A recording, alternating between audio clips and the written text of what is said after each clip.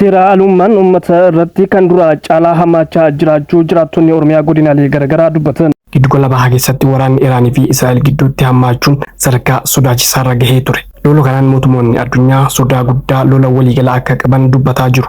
Lolli kun ammas hin dhaabanne akkuma itti fufee jira. Lolli kun maal irra gahee jira? Akkasuma lola kanaan immoo eenyutu injifannoo argate kan jedhu waan odeeffanne qabna kan isin biraan geenyu ta'a. Israa'el loltoota 7 Gaazaatti jalaa ajjeefamu beekte. Eenyutu ajjeese? Akkamitti du'an? Kan jedhu guutuu odeeffannoo keenyaa keessa jira kan isin biraan geenyu ta'a. Kanas yooyyaa harka fuunee ashamaa jaalatamtootaa fi kabajamtoota maatii jiruu miidiyaa nageenyi keenya bakka jirtanitti isin dhaqqabu isin jenna. Odeeffannoo kanaa fi kan kana fakkaatan kan biroo qabannee isiniif dhihannee jira. Gara guutuu odeeffannoo keenyaatti osoo isin hin dabarsin dura namoonni jiruu miidiyaadhaaf haaraa taatan yookaan sabskiraayib hin godhin sabskiraayib gochuudhaan maatii jiruu miidiyaa akka taatan isin jenna. Akkasuma laayik sheer gochuudhaan nu jajjabeessaan dhaamsa keenya gara guutuu odeeffannoo keenyaatti isin dabarsina. Isinis amma xumuraan faana turaan affeerraa keenya.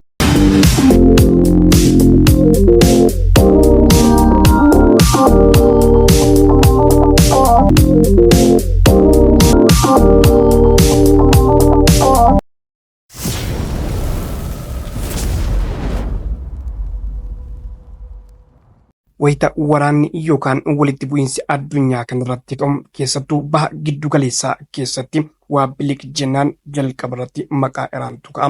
Iraan waraana Gaazaa hanga waraana Yuukireenii akkasumas waraana waliinii Sooriyaa keessatti alkallattiin hirmaattee jirti. Fageenya irra gahee gumaachitee jirti. Kanaaf immoo waldhabdeen biyyattii fi USA gidduu jiru waggoota kurnan hedduuf turee jira. Akkasumas dacheen ishiin irra jirtu akkaan murteessaa ta'uun ka'umsa ta'uu danda'a jedhama. Iraan biyya guddoo olaantummaa qabdu impaayera bal'aa turte. Garuu yeroo keessa olaantummaa duraan ture dhabdeerti.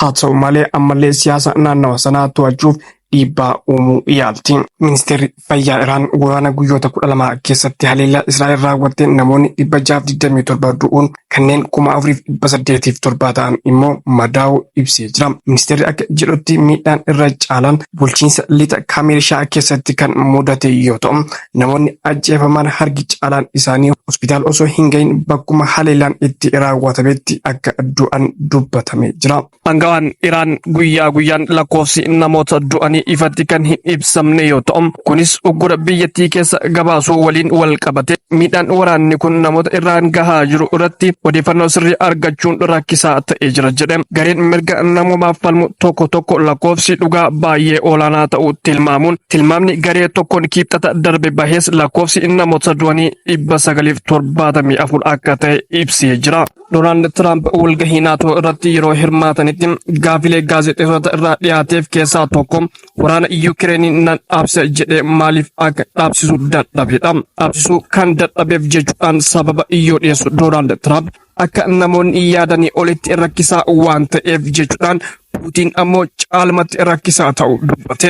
Tiraamp dhuguma dubbachuuf Zeeleeniikii wajjin rakkoon gidduu keenyatti dhalatee ture waa'ee kana beektu jedheen yaada jechuudhaan kan yeroo Zeeleeniikii fi Tiraamp gidduutti White House keessatti falmiin ka'e akeeka dubbate. Tiraamp waa'ee waraana Yuukireenii qofa osoo hin taane waraanawwan biroo kana anatu akka dhaabbatu godhe jechuudhaan fakkeenyaan kaasuun dubbata. Waraana Israa'elii fi Iraan, Ruwaandaa fi Dimokiraatif Koongoo, Indiyaa fi Paakistaan akka dhaabsise dubbata. Kanas haasaa karaa bilbilaa taasiseen akka dhaabbatu gochuu hime. USA fi Iraan torbee dhufu waliin akka dubbatan pirezidaantiin USA Doonaald Tiraamp dubbate. Tiraamp kana kan jedhe walgahii naatoo irratti argamuun Tiraamp walgahii kana irratti gaafilee garaagaraa miidiyaalee irraa dhiyaate waa'ee nuukilaara Iraan ilaalchisee deebii kenneen Waayit Haawusii fi Taahir torbee dhufu waliin dubbatu. Tarii walii galtee waliif mallatteessuu dandeenya. Akka natti fakkaatutti hamma kana barbaachisaa natti hin fakkaatu. Kana jechuun koo waraana keessa turan lola irraa amma immoo gara addunyaa isaanii biraatti deebi'aniiru. USA'n kan barbaadu Iraan nuukilaara akka hin oomishnedha. Kana kan jedhe Tiraamp Iraan tumsa nuukilaara qabaachuu akka hin qabne cimsee dubbate. Jalaa manca'eera. Aliillee jalaa barbadeessineerra. Kanaaf waa'een isaa baay'ee nan dhiphisu jedha Tiraamp. Kun osoo kanaan jiru sa'aatii 24 darba keessatti Gaazaatti yoo xiqqaate Filisxeemonni 74 du'uu ibsame. Gaazexaan Hertiis ministeera fayyaa Gaazaa kan Hamaasiin isaatiin hoogganamu wabeeffachuudhaan akka gabaasetti namoota 74 du'an keessaa namoonni 33 bakka deeggarsa namummaa itti kennamutti kan ajjeefamanidha jedhe. Namoonni kunniin hedduun isaanii osoo deeggarsa namummaa eegataa jiranii ajjeefamuu isaa ibsee jira. Gama biraan immoo Israa'el guyyaa kaleessaa kibba Gaazaatti loltoonni 7 jalaa ajjeefamuu beeksiste. Loltoonni hammana guyyaa tokkotti kan jalaa ajjeefaman boombii konkolaataa loltoota irraa kiyyeeffamuun ta'uun humni waraana biyyattii ibsee jira.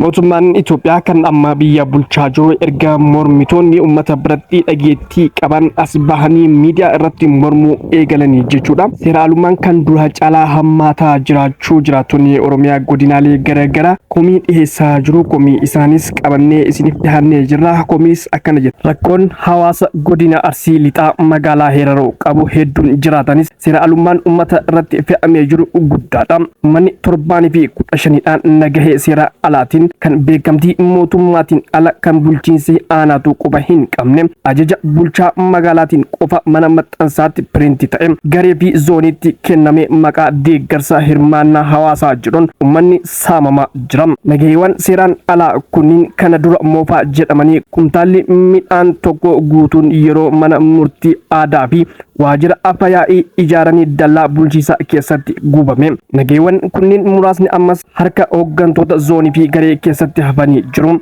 Kana malees lafa mana barumsaa sadarkaa lammaffaa irraa maqaa gabaatu asitti deebi'aa jira jedhanii fuudhanii bulchiinsi magaalaa gurguratuun namoota dhuunfaatiif dabarsee kennaa jira. Kana malees lafa mana jireenyaa hojjettootaaf keessattuu barsiisaadhaaf akka kennamuuf mootummaan kallattii kaahee ture namoota dhimmi hin ilaallanne gurmeessanii kennuudhaaf qophii akka jiran dubbate. Waaldaan lukkootaa maqaa dubartootaa qofaan dhufee abbootii qabeenyaatiif seeraan ala dabarfame kenname. Isayyuu gurmeessanii baasiif qisaasama guddaa erga itti bahee booda waaldaan sun amma bittinnaahee jira. Mana lukkootaa baasii namni dhuunfaa ofiitiin sirreesse lukkoota itti horsiisuuf ture doorsisanii irraa fuudhanii akka waan bulchiinsi qopheessetti gabaasanii. Ammas waaldaa furdisa loonii jedhuun namoota seeraan ala gurmaanii ijaaruun bakka furdisa loonii qarshii 300 hojjetan kan mana lukkoota baasii namni dhuunfaa hojjeteen haaromsiifame akka waan ofii hojjetaniitti gabaasa miiliyoona 5 godinatti galchan qarshii kana immoo ofii itti fayyadaman jechuudha. Namni tokko ergaa kana nuun gahe.